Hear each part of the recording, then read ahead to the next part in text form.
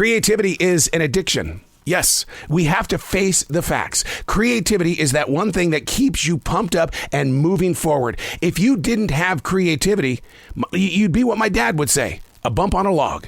Have you ever went up to a log and just stared at the bump? Did you try to talk to it? Did you try to move it? It's just sitting there.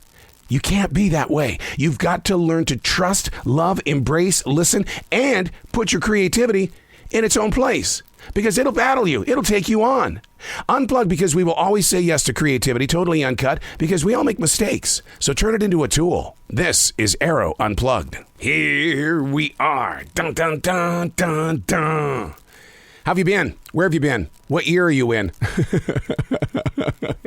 We've made it this far on this side of the holidays. You see, here in the United States, within a 1-month period, we move through the Triple Crown. Thanksgiving, Christmas, the brand new year. The impact on community seems to only be talked about if COVID is brought into the picture. I mean, the latest news is that there's been a 948% increase of those being diagnosed with COVID-19. We constantly talk about how life was before March of 2020. But you know what? Today, we're going to talk about life before November of 2021. A 948% increase in COVID. What was it like in September of 2021? Of course, you know, the one that we're blaming it on is Omicron. What can a daily writer put on a page that won't scream out opinion? The imagination struggles with construction to build upon a thought. It's got to be based on reality to document this side of the holidays. It paints the photograph of how we spoke a year ago. Man, I can't wait to get to 2021. We can live wild and do what we want. We'll have freedom. Yeah, not so much, right? We may not be locked down, but we're being held back by a growing pandemic. Hey, it's Arroe, and this is The Daily Mess, a chronological walk through an everyday world. I am a daily writer, and by the sounds of my voice, it looks like I should have been writing and not talking, right? Oh, I apologize, but at the same time, we got to get the word out there. We got to get on the street. We got to keep pushing. We've got to fight our way through this, and you can't do it with a writing instrument because not everybody wants to read. This is The Daily Mess. The clock across from me this morning is blinking. That's all it's doing. Blink, blink, blink. We lost electricity about 45 minutes ago. Then we lost it again and again and again. With wind gusts up to 53 miles per hour right now and hardcore rain, there's no need to stop the blinking of the clock. So much can be learned from this. Oh my God.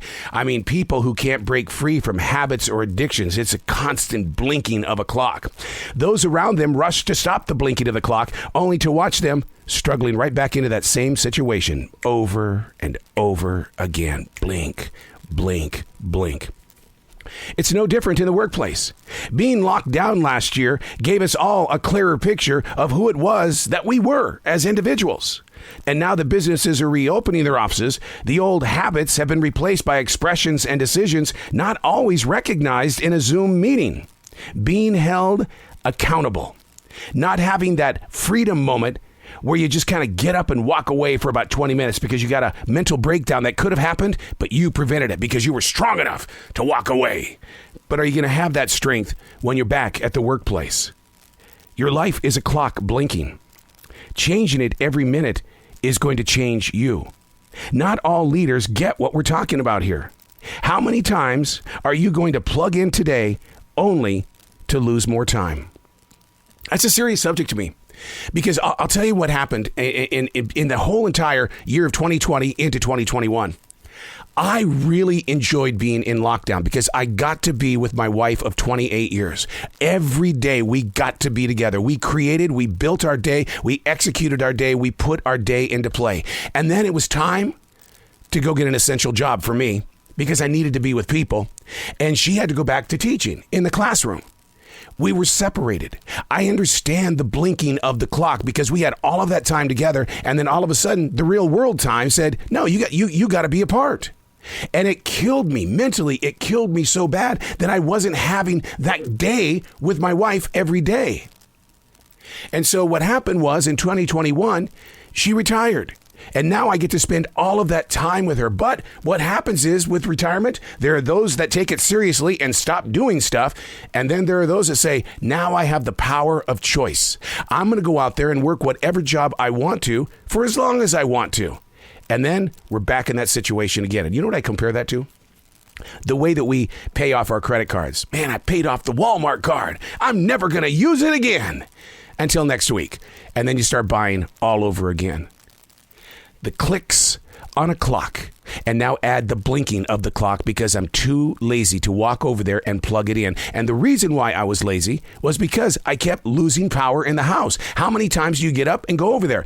And I compared it to addiction and habit. How many times do you pick up a family member or a friend, pick them up, and they keep falling? The blinking of a clock. When do you plug back in? How much time have you lost? I'm Arroe, and that's the Daily Mess.